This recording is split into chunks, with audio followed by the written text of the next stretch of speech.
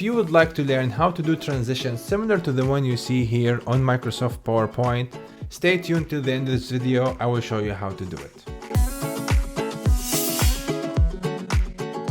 Hey, what's up everyone? This is Salam Yagi from salamcareers.com. This is Tutorial Tuesday. I share tips on productivity tools such as PowerPoint, Word, or Excel. I will show you how to do transitions similar to the one I showed you at the beginning of the video. So let's jump to it.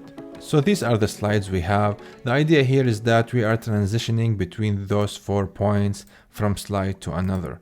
And we would like to have a quarter of a circle at the bottom right corner here, and then we would like just to move it between the 4 corners of the slide. So in order to do that, let's zoom out a little bit so that we see what's going on outside of the slide. And then we go to insert, we insert a circle, or we draw a circle.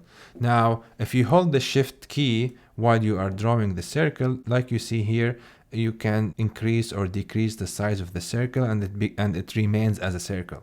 If you don't hit the shift, you can create a funky shape like this one here. So we hit shift, we increase the size a little bit, we decide on the one we would like to have, something like this, and then we drag it to the corner. Now, PowerPoint will help you in aligning with edges. So if we drag it to the corner here, now we know that this is aligned in the center. Then we start moving up and down until we see those grid lines that tells you this is aligned exactly at the bottom corner. Then we leave it here. Next, of course, we need to go to the shape format in here and then fill it with a color just to be matching with our theme. I would like to have also an outline. I also like to have shadows. So I would just go to format pane in here and then go to shadows. I would just choose one of these like this one, increase the blur a little bit. And then I think my circle looks nice. If I zoom in, it looks nice. Next, I will copy this one and then put it here at the bottom corner. This looks good. We're almost done with the first slide.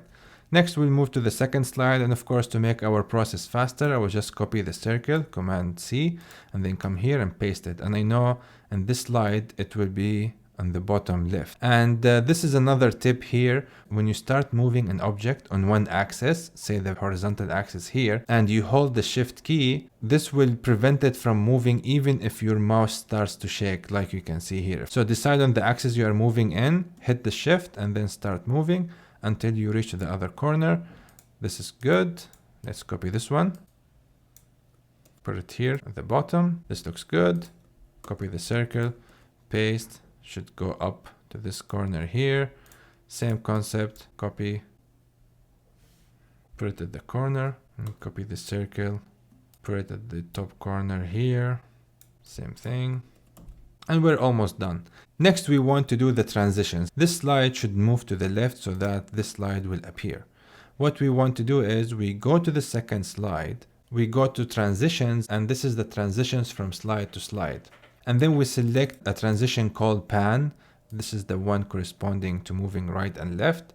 We select on it, and then we decide on which direction we want. I believe this one should be moving from right, and it gives you an animation how it looks like.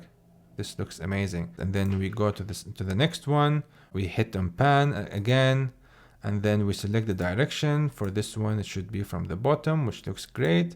We go to the fourth one, go to pan again, and then this one should be, I think, from the left. This one looks great. So we're almost done. The last step is to create the first slide. So what I did is I just inserted a slide at the top, put it at the top here. Let's delete everything. And then I just copied that circle. I put it in the middle here, enlarge it a little bit. And then what I did is I just copied those icons and I paste them inside. Let me just do them real quick. And the last transition we're going to do is called Murph. Let me show you what it means. So we go to transitions in here and we select Murph. So basically what it does is it will look at all the icons or images in the slide and the slide after, and then PowerPoint will determine which ones are exactly matching. So if we're copy pasting images between slides, then PowerPoint will understand those are the same icons between the slides and will start to reshuffle them in a nice transition. So if I go here to this slide and I select Murph, you will see how it transitions nicely because we exactly copy pasted all of those. Now, this is our final product. Let's try it out. So if I click next, there's a nice Murph transition. Then we're moving to the left, moving up, moving right, and we're done. Alright, so that's it for this video. I hope that you liked it. If you do, hit the like button and consider subscribing. I post regularly, and every Tuesday I try to post a tip on PowerPoint, Excel, or Word. Last time I had the video on Microsoft Word. You can check it out here. I was talking about how to create a table of contents. And until I see you next time, I wish you all the best.